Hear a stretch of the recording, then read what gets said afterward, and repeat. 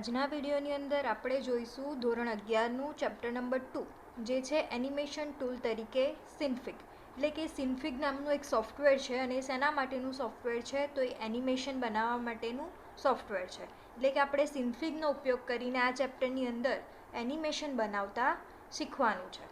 હવે આપણે આગલા ચેપ્ટરની અંદર જોયું હતું કે મલ્ટીમીડિયાના ઘટકો, એની અંદરથી એક ઘટક એનિમેશન પણ હતો.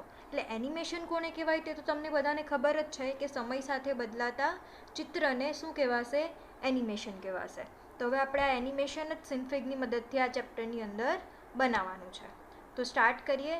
તો સૌથી પહેલો ટૉપિક છે આપણો મલ્ટીમીડિયા ઓથરિંગ ટૂલ, એટલે કે એનિમેશન બનાવવા માટેના જે સોફ્ટવેર હોય છે તેને જ કહેવામાં આવે છે મલ્ટીમીડિયા ઓથરિંગ ટૂલ્સ. પ્રમાણેની વ્યાખ્યા આપણે જોઈ લઈએ તો મલ્ટીમીડિયાના મૂળભૂત ઘટકોનો ઉપયોગ કરીને મલ્ટીમીડિયા રજૂઆતની રચના કરવા માટે મલ્ટીમીડિયા ઓથરિંગ ટૂલ નામે ઓળખાતા પ્રોગ્રામની જરૂર પડે છે. એટલે કે ટૂંકમાં એટલું જ કીધું છે કે મલ્ટીમીડિયાના ઘટકો એટલે કે કોઈ પિક્ચર છે, કોઈ ઇમેજ છે, આ બધુંનો યુઝ કરીને આપણે શું કરવાનું છે? એનિમેશન બનાવવાનું છે.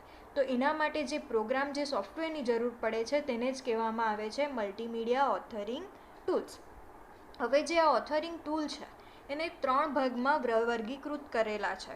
કયા કયા 3 ભાગ? આ પહેલો ક્વેશ્ચન આની અંદરથી પૂછાઈ શકે કે ઓથરિંગ ટૂલને કયા ભાગમાં વર્ગીકૃત કરવામાં આવે છે અથવા તો કેટલા ભાગમાં વર્ગીકૃત કરવામાં આવે છે. તો એને 3 ભાગ છે: કાર્ડ અથવા પૃષ્ઠ આધારિત ટૂલ, આઇકોન અને ઘટના આધારિત ટૂલ અને સમય આધારિત ટૂલ. ખાસ યાદ રાખજો, આ 3 નામ તમારે યાદ રાખવાના રહેશે. હવે આપણે આ 3ને ડિટેલમાં, મીન્સ કે એની 1-2 લાઇન આપણે ખાલી જોવાની છે, એ શેના માટે સ્પેશિયલી છે એટલું જ આપણે જોવાનું છે અને એના એક્ઝામ્પલ યાદ રાખવાના છે. તો હવે સૌથી પહેલું ટૂલ કયું છે? કાર્ડ અથવા તો પૃષ્ઠ આધારિત ટૂલ. હવે આ ટૂલની અંદર ઘટકોને શાના આધારે ગોઠવવામાં આવે છે? તો પુસ્તકના પાના કે કાર્ડના ઢગલા સ્વરૂપે ગોઠવવામાં આવે છે. એટલે શું? તો હવે આપણે બધાને ખબર છે, આપણે ઘણીવાર મૂવીઝમાં પણ જોયું છે કે કોઈક બુક હોય અને એની અંદર ચિત્ર ડ્રો કરેલા હોય, બધા જ પાના પર એ રીતે ચિત્ર ડ્રો કરેલા હોય. પહેલા પાનાની અંદર કોઈ માણસ હશે તો એ માણસનો હાથ જરાક ઊંચો કર્યો હશે, બીજા પાનાની અંદર એના પછી થોડોક ઊંચો કર્યો હશે, ત્રીજા પાનાની અંદર એના કરતાં થોડોક ઊંચો કર્યો હશે, ચોથા પાનાની અંદર એના કરતાં થોડોક ઊંચો કર્યો હશે. એવી રીતે છેલ્લું જે પાનું હશે તેની અંદર આખો હાથને ઉપર સ્ટ્રેટ કરેલો હશે. તો હવે આ બુકને તમે એકી સાથે જ્યારે એના બધા પાનાને જોશો, મીન્સ કે આખી બુકને તમે બધા પાના એક જ સાથે જ્યારે ફેરવશો ત્યારે તમને શું દેખાશે? તો ત્યારે તમને એવું દેખાશે કે કોઈક માણસ એનો હાથ ઊંચો કરી રહ્યો છે. એટલે કે તમારું એનિમેશન કંઈક બનતું હોય તેવું તમને દેખાશે. તો જે આવા ટૂલ છે, કાર્ડ અને પૃષ્ઠ આધારિત ટૂલ, તેની અંદર પણ એવું જ કરવામાં આવે છે. બધા જ પાનામાં ઇન્ડિવિજ્યુઅલી ઇમેજ રેડી કરવામાં આવે છે અને એક સાથે તેને પછી દર્શાવવામાં આવે છે. હવે આની અંદરથી તમારે એક તો એની ડેફિનેશન યાદ રાખવાની છે અને બીજી વસ્તુ કે એના માટેના કયા કયા સોફ્ટવેર ઉપલબ્ધ છે.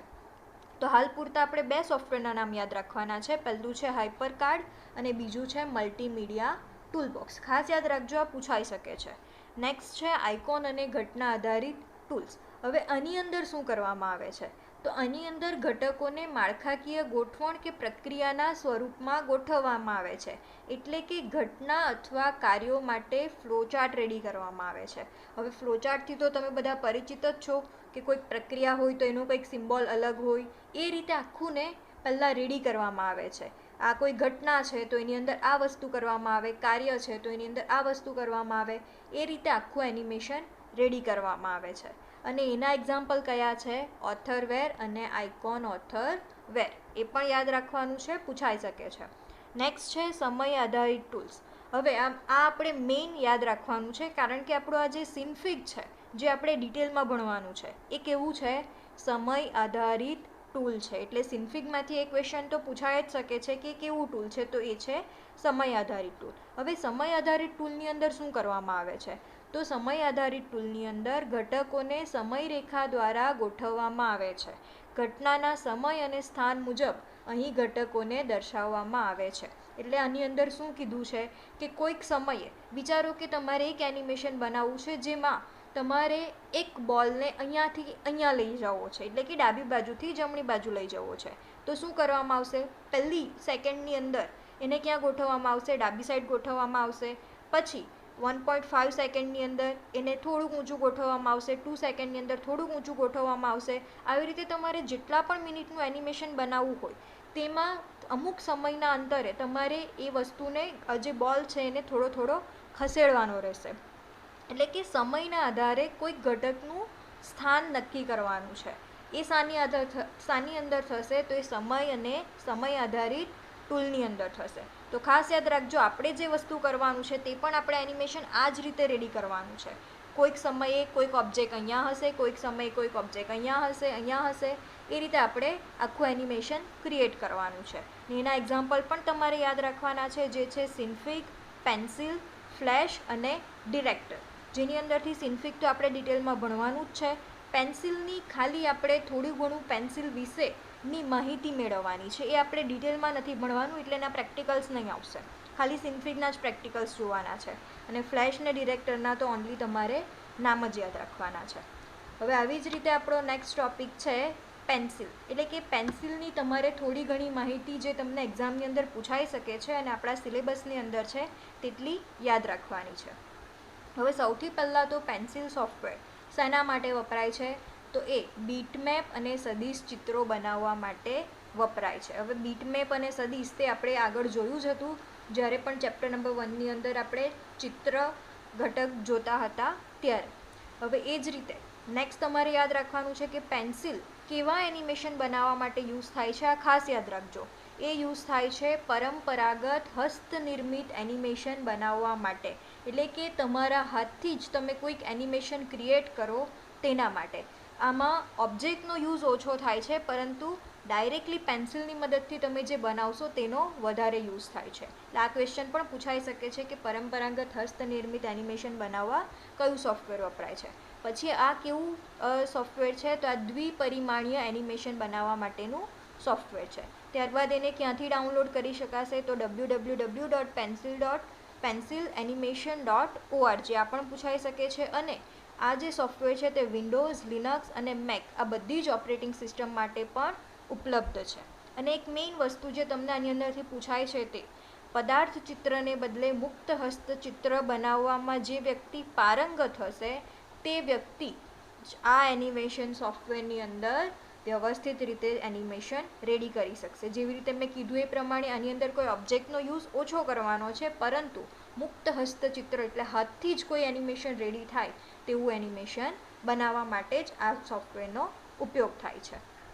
હવે નેક્સ્ટ આપણે જોઈએ થોડું ઘણું સિન્ફિગની માહિતી. કોઈ પણ સોફ્ટવેર શીખીએ તો એની પહેલાં હિસ્ટ્રી અને થોડી ઘણી માહિતી તો આપને ખબર હોવી જ જોઈએ.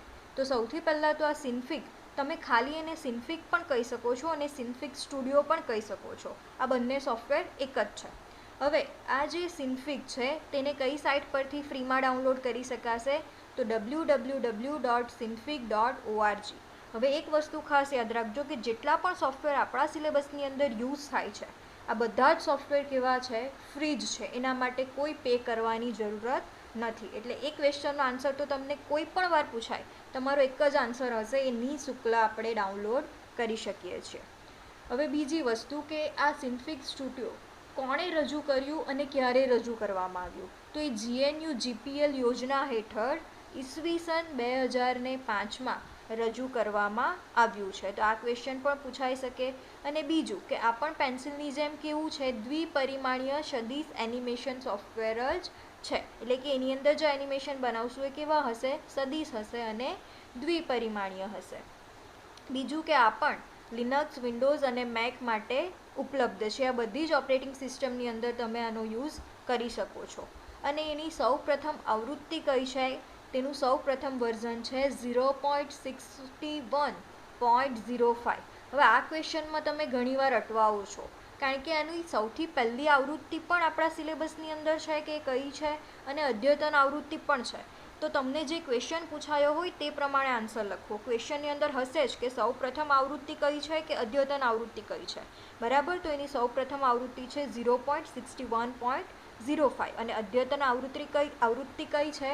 0.63.05. આ વસ્તુ પણ યાદ રાખવાનું છે. હવે નેક્સ્ટ કે સિન્ફિગ એનિમેશનને XML ફાઇલના સ્વરૂપમાં સાચવવામાં આવે છે અને કેટલીક વખત gzip નામના સંકોચન સોફ્ટવેરની મદદથી સંકુચિત પણ કરવામાં આવે છે. તો આની અંદરથી XMLનું ફૂલ ફોર્મ પૂછાઈ શકે છે, જે છે એક્સટેન્સિબલ માર્કઅપ લેંગ્વેજ.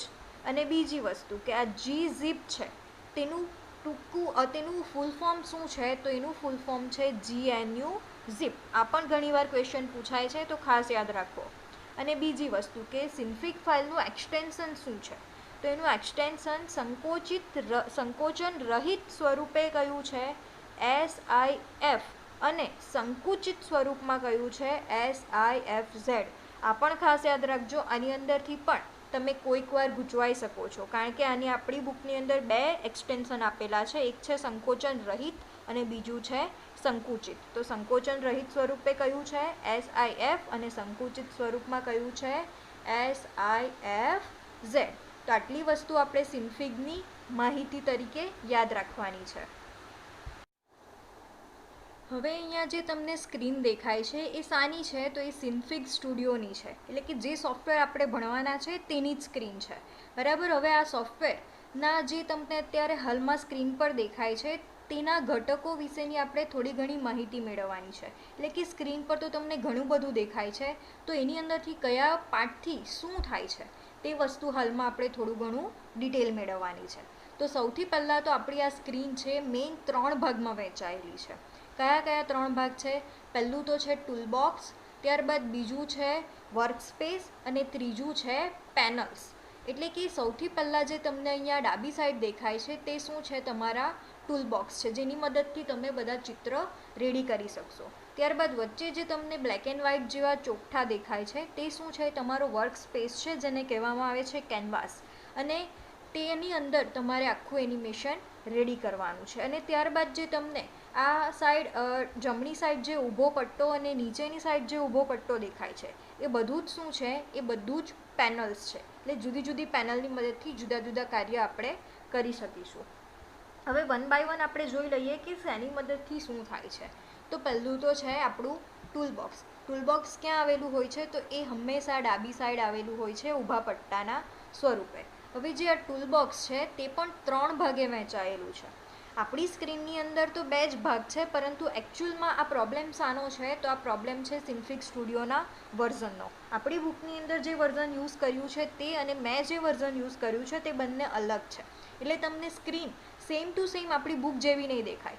બાકી છે બધું જ જે બુકમાં છે તે ટોટલી વસ્તુ આની અંદર પણ છે. હવે બુક પ્રમાણે જે ટૂલબોક્સ છે તે 3 ભાગમાં વહેંચાયેલું છે, પણ હાલમાં આપણે 2 જ ભાગ દેખાય છે, પરંતુ તમારે 3 છે એવું જ યાદ રાખવાનું છે. એની અંદર આવશે ઉપરનો ભાગ, વચ્ચેનો ભાગ અને નીચેનો ભાગ.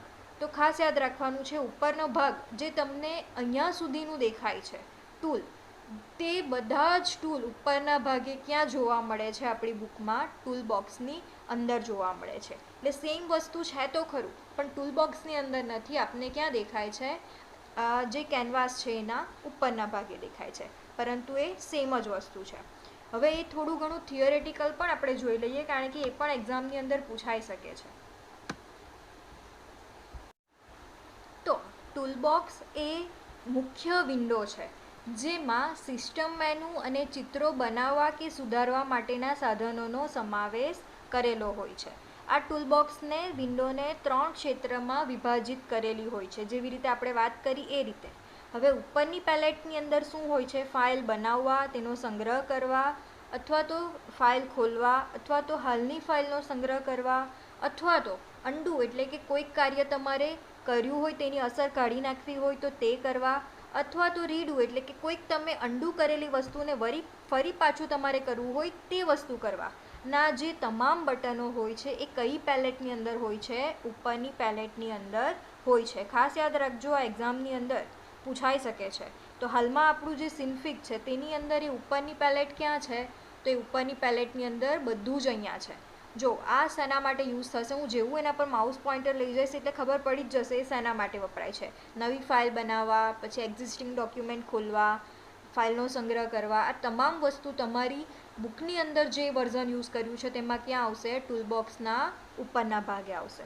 ત્યારબાદ જે નેક્સ્ટ વચ્ચેની પેલેટ છે એની અંદર શું હશે, તો એની અંદર સર્કલ, રેક્ટેંગલ, ટ્રાન્સફોર્મ જેવા ઓબ્જેક્ટની રચના કરવાના ટૂલ હશે.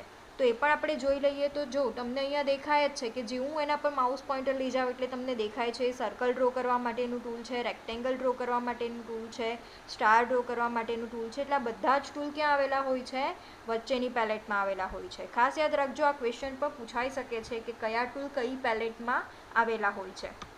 એ જ રીતે સૌથી નીચેની પેલેટ છે, એ નીચેની પેલેટની અંદર શું હોય છે? તો નવું તમે જે લેયર એડ કરશો તેની પૂર્વ નિર્ધારિત ગોઠવણ આપેલી હોય છે.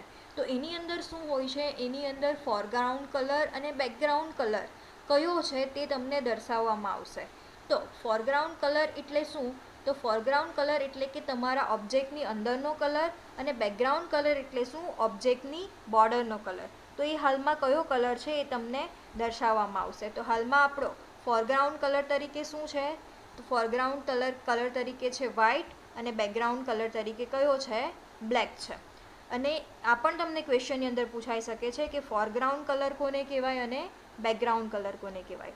ત્યારબાદ નેક્સ્ટ છે બ્રશની સાઇઝ, એટલે કે લીટીનું કદ. જેવું તમે કોઈક ઓબ્જેક્ટ ડ્રો કરશો તો એની જે લીટી હશે, લાઇન હશે, તેનું કદ કેટલું હશે એ તમને નેક્સ્ટ દર્શાવ્યું છે. તો આપણી સ્ક્રીનની અંદર પણ તમને દેખાય છે હાલમાં એ કેટલું છે? 0.25 છે. બરાબર. તો આ રીતે તમે એને વધારી ઘટાડી પણ શકો છો. હવે નેક્સ્ટ છે બ્લેન્ડ મેથડ. હવે બ્લેન્ડ મેથડ એ બ્લેન્ડ પદ્ધતિની ગોઠવણ કરવા માટે યુઝ થાય છે. અને બ્લેન્ડ મેથડની મદદથી તમારે કોઈક ચિત્રને હાઇડ કરવું હોય, કોઈક ઓબ્જેક્ટની નીચે સંતાડવું હોય, તો આ બધું તમે કરી શકો છો. હાલમાં એ તમને નહીં આઈડિયા આવે, આપણે જેમ જેમ એનિમેશન બનાવતા શીખશું તેમ તેમ આપણને આઈડિયા આવી જશે. નેક્સ્ટ છે ઓપેસિટી. એ શેના માટે વપરાય છે? તો લેયરની દ્રશ્યતાનું સંચાલન કરવા માટે. હવે ઓપેસિટીની અંદર જો તમે 0 કરી દેશો તો એ લેયર કેવું થઈ જશે? અદૃશ્ય થઈ જશે. અને 1 કરશો તો શું થશે? એ પાછું દેખાશે. તો આ પણ ક્વેશ્ચનની અંદર પૂછાય છે કે ઓપેસિટીની અંદર 0નો અર્થ શું થાય છે અને 1નો અર્થ શું થાય છે. એ પછી નેક્સ્ટ છે ગ્રેડિયન્ટ. એ શેના માટે વપરાય? તો એકથી વધુ રંગોની સંક્રમિત અસરોથી રંગ પૂરવા માટે. એટલે કેવું ગ્રેડિયન્ટની અંદર? તો એ આપને અહીંયા સ્ક્રીન પર દેખાય છે. જો તમને દેખાય છે આ સાઈડ થોડો વ્હાઇટ કલર દેખાય છે, આ સાઈડ કેવો દેખાય છે? બ્લેક દેખાય છે. એટલે આવો તમારે કલર પૂરવો હોય કે કોઈક કલર હોય ત્યારબાદ એ ઝાંખો થતો થતો બીજો કલર થઈ જાય, આવા કોઈક રંગો પૂરવા હોય તેના માટે શેનો ઉપયોગ થાય છે? ગ્રેડિયન્ટનો ઉપયોગ થાય છે. આ વસ્તુ પણ આપણે એનિમેશનની મદદથી કરીને જોવાનું જ છે. નેક્સ્ટ છે ઇન્ટરપોલેશન. તો એ શેના માટે વપરાશે? વે પોઈન્ટ પાસે વધારાની ઉમેરેલી ગોઠવણ કરવા માટે વપરાશે. હવે વે પોઈન્ટ કેને કહેવાય ને એ બધું આપણે નેક્સ્ટ પાર્ટની અંદર જોવાનું જ છે. તો હાલ પૂરતું આપણે આટલું જ યાદ રાખીએ. હવે નેક્સ્ટ આપણું જોવાનું છે કેનવાસ. જે મેઇન આપણો વર્ક કરવાનો ભાગ છે, કાર્ય વિસ્તાર છે, તેને શું કહેવામાં આવે છે? કેનવાસ કહેવામાં આવે છે. તો આપણી સ્ક્રીનની અંદર કેનવાસ ક્યાં છે? તો જે તમને વચ્ચે આ દેખાય છે ચોકઠા, તેને જ કહેવામાં આવે છે કેનવાસ. અને બીજી વસ્તુ કે કેનવાસની ડેફિનેશન ઘણીવાર પૂછાય છે. તો એની ડેફિનેશન શું છે? રાખોડી ચોખંડાની ભાત ધરાવતો જે ભાગ છે એ કાર્ય વિસ્તાર અથવા તો કેનવાસ તરીકે ઓળખાય છે. તો ખાસ યાદ રાખજો, આ ડેફિનેશન ઘણીવાર પૂછાય છે. નેક્સ્ટ છે કેનવાસની ઉપરના ભાગે, ઉપરની બાજુએ ખૂણા પર કાળું અને નાનું ત્રિકોણાકાર બટન જોવા મળે છે. તેને શું કહેવાય છે? તો તેને કહેવાય છે કેરેટ.